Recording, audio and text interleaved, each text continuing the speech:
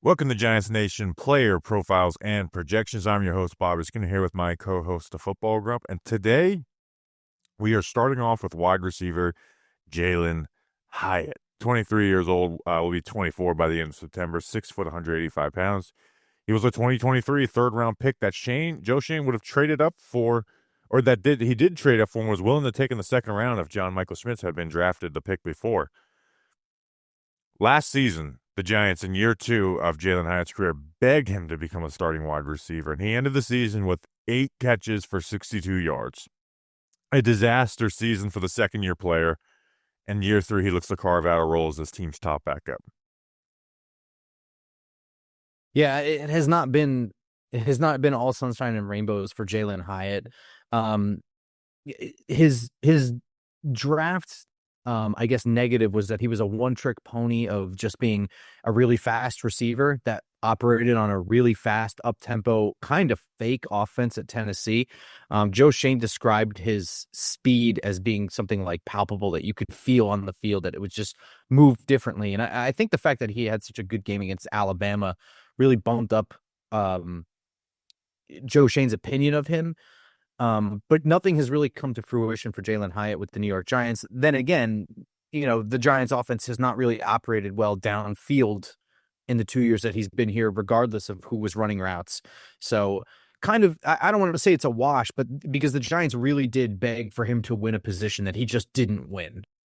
Yeah, and again, like, I have a line that I had saved for later, but I'll use it right now. Like, Daniel Jones held him back from reaching his full potential in 2024.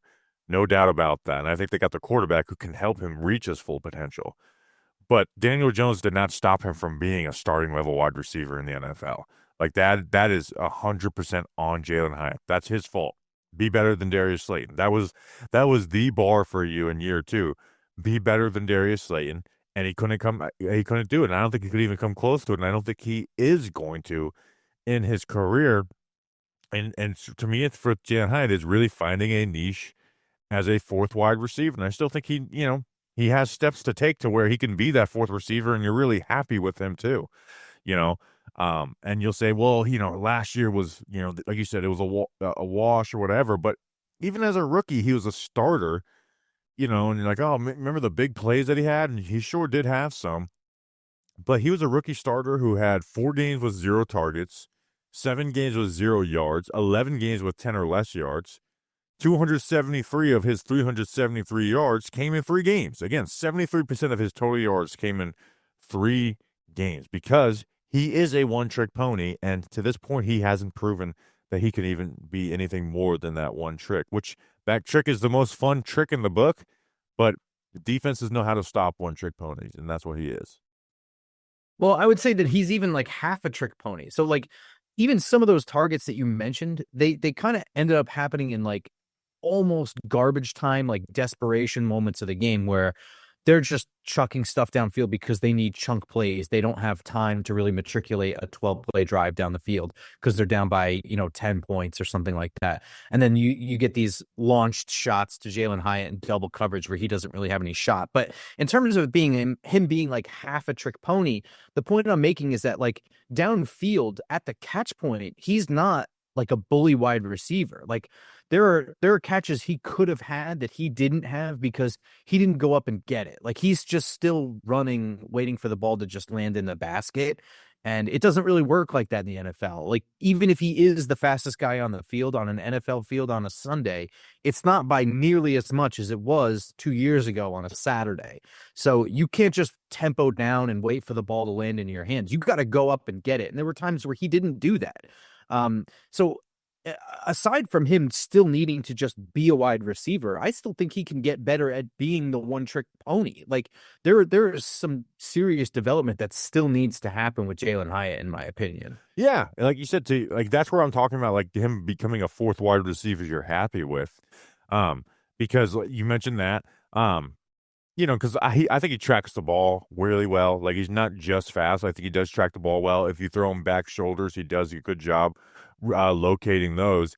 But like you said, if that ball's contested, Hyatt's just not the guy that's going to go up and get that catch. He's done it here and there. You remember the Jalin Hyatt or the the Jalin Hyatt. The crosser against the Cardinals is his rookie season, but like those, he's not your your consistent contested catch guy down the field when that ball isn't perfect or the corner's able to get back into the play. Another thing about that one trick is he can't get off press. When he finally got an opportunity, Malik Neighbors was injured last year. Slayton had a big game versus Seattle. Hyatt didn't have anything. And I shared some screenshots of it. It was like, all right, here. They're running play action, double go. Guess what? Darius Slayton's 10 yards down the field. Jalin Hyatt's 5. Why is that, even though Darius Slayton is not as fast as Jalin Hyatt? Because Darius Slayton knows how to release, and Jalin Hyatt just doesn't have the quickness for that. So it's with Hyatt, it's, you know, his releases are tough, like I said, and he just can't deal with press. He gets bullied. He often releases the wrong way when he does have not a press release. He doesn't get in and out of cuts well. He has to gear down too much. He just doesn't have those quick transitions, and I think his route running lacks nuance. And then he's also not a yak threat at all either, right? It's not like a Deshaun Jackson type where, yeah, he wins down the field, but Jackson knew how to work leverage fairly well. Jackson was a legit yak threat. That's just Hyatt doesn't have that quickness. He is more straight line speed, and he's got, like, again, he can run past your ass, and he can be as good of an alert route as you can get, but that makes you an extremely limited player. He's going to have a high average depth of target, the fourth highest last year, the first his rookie year. But he also had the lowest passer rating when targeted last year. The lowest in the NFL. Odell was the third lowest. Out of 142 wide receivers last year with 15 targets, he had the second lowest yards per route run. And then even as a rookie, he was 112th out of 154 guys. So it's not just, he needs playing time. It's when he's on the field, he's just not someone you're going to be giving a lot of targets. And it's really, again, it's that one trick pony. And he had 3 games as a rookie where that one trick paid off. This past year, he hasn't, right? He had 8 deep targets, didn't catch any of them, and that's why he ends up with 8 for 62. Like you said, it wasn't even quality deep threats, but it was just because he's not someone you're looking for on first and second down when the game's in a neutral site most of the time. Yeah, and I think in 2025, the ball is sort of in his court. So I do think, to his detriment, there was a lack of respect in the Giants' deep threat. So that even when he was on the field and running deep routes last year, the year before, there was some understanding from defenses like, show it, go ahead, beat us. Let's see you throw downfield and beat us. I'm going to put 1-1 coverage. You're not going to do it. And it didn't work. This year with Russell Wilson back there and the propensity for throwing the deep ball, same thing with Jameis Winston back there. He'll chuck it too. So I think that's going to work in his favor. Defenses will need to respect that once they see the targets downfield, not just in garbage time situations where we know that they need giant chunk plays. And it's going to be up to him to make the most of those opportunities. And I still think that one of the easiest things a deep threat receiver can do is just learn how to do a comeback route. Just give me a curl. Give me something where they're going to fall off in coverage and respect your speed too much, and you can just be wide open on a curl route. And I think that can happen for him in whatever opportunities he has this year.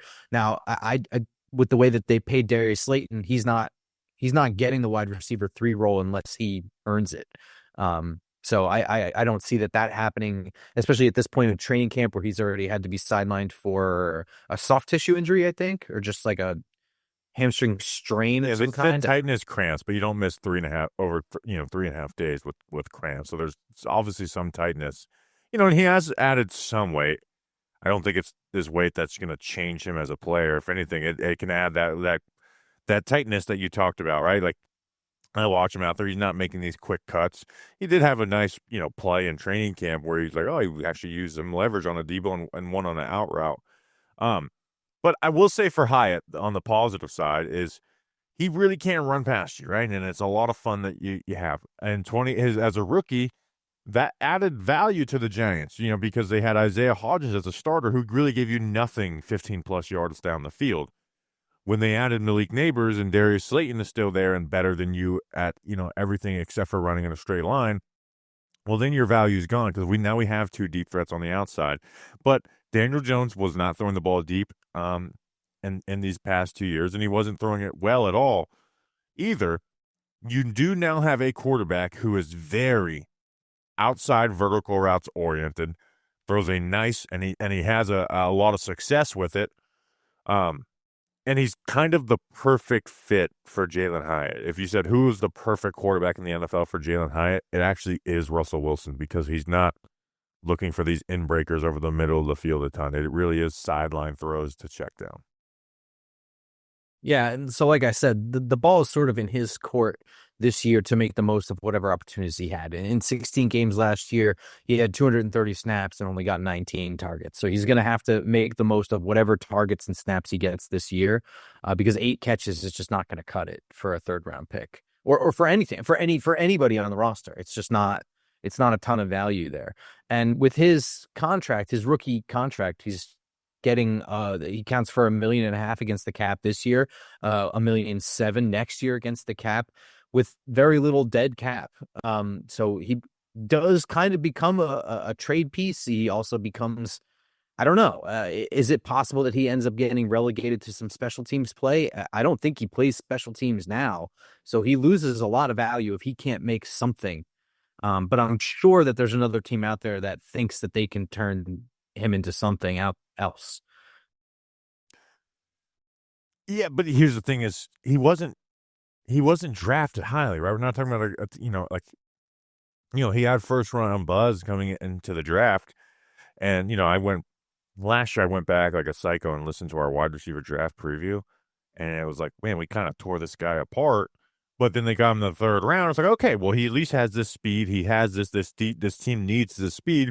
Let's try and get the most of it. The expectations for a third round player are nowhere near what we were taught. Another thing I went back and looked at was like Jalen. What did I say about Jalen Hyatt pre-draft in my most recent tweet before the first round was like anyone but Jalin Hyatt tonight, but when they took him in the third round, it's like, okay, well, this is a lot different of an expectation for this player than if he was taken with the 25th overall pick.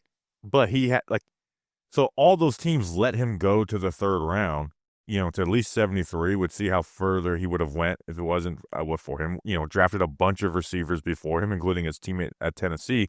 So I don't even know if there is that market for him. And again, when the results have been pitiful, like I don't even know if you could get a 6th and 7th pick swap for him unless he shows something this year. Like he has to show more, because last year he had 19, like for guys who had at least 19 targets, I was dead last in yards. This is 131 guys, 128th in yards per catch, 4th highest average depth of target, 2 interceptions when targeted, least, worst in quarterback rating when targeted, and dead last in yak per reception.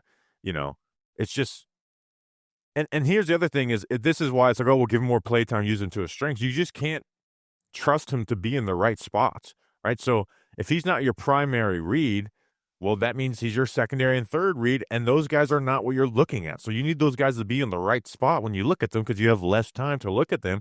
And if he can't release and he's getting squeezed 5 yards in from outside the numbers to inside the numbers before his break, it's just you can't trust that player. You can't trust that player to put him on the field unless he is. There's 2 options for him when he's been on the field so far in his career. First option or first option, and also an alert route, which is the first option on a play, but it's pre-snap. Hey, we're not going at the concept we drew up. We like a matchup that's going to be one-on-one, which again, that's where he got his first big or his second big game against the Commanders as a rookie, 5 catches for 109 yards. Those targets were the Commanders were the dumbest coached defense in the NFL. And they said, why? We're going to leave our shitty corners one-on-one with no safety top over the help on this guy. No safety help over the top on this guy. Bad sentence. Yeah, I think it's more likely that he becomes a possible cut down day. Not this year, but possibly next year. It seems like the Giants are being very, very serious about pushing guys that need to be pushed. There was some chatter about Hyatt's happiness with his role in the team early last year in training camp. How true that was, we're not entirely sure, but he was given every opportunity and hasn't made the most of it yet. I do think it's, they paid Darius Slayton. They brought in a ton of undrafted free agent wide receivers. They weren't able to draft one this year.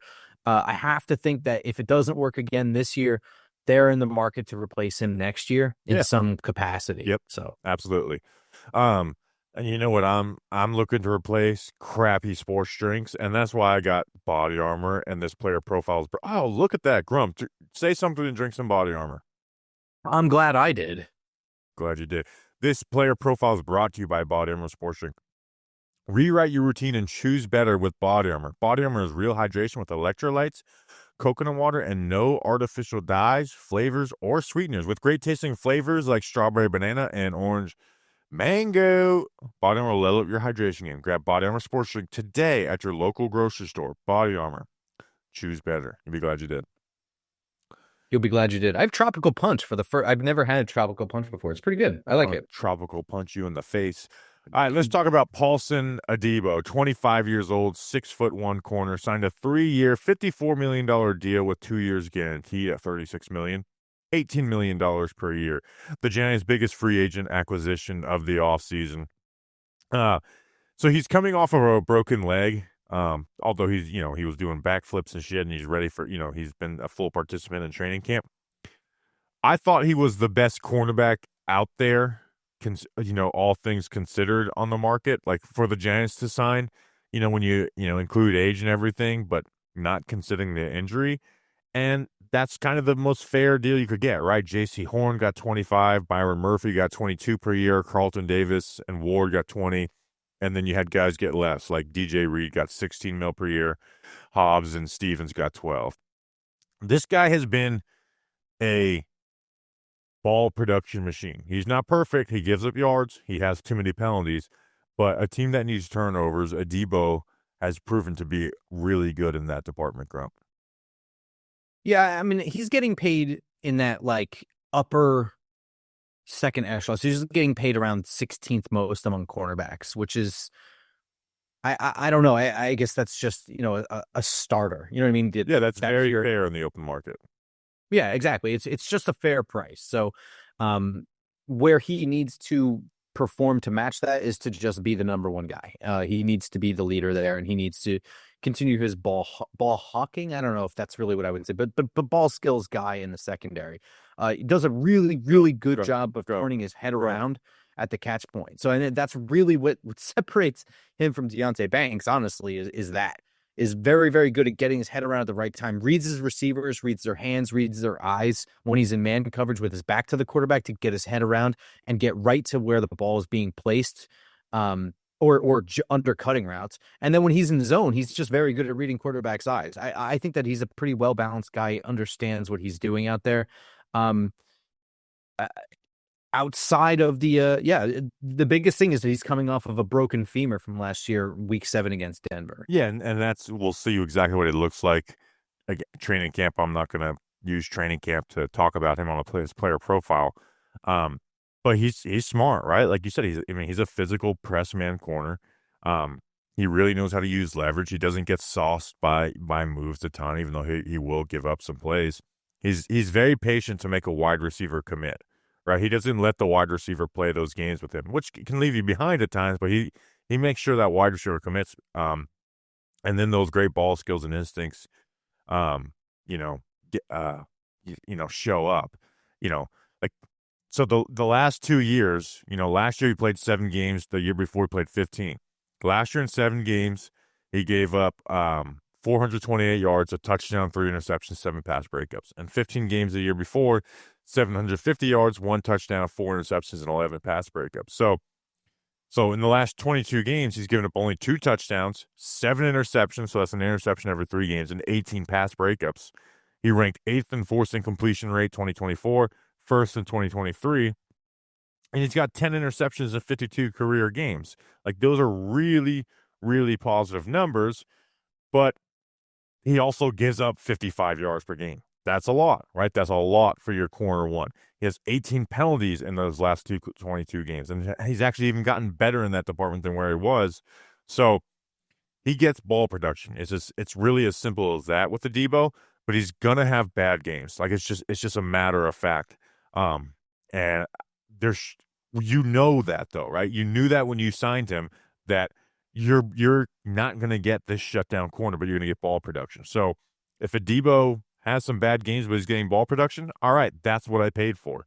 It's not. I didn't pay for a top 5 corner in the NFL, but if he doesn't get that ball production with there, that's when you get really disappointed with Adebo.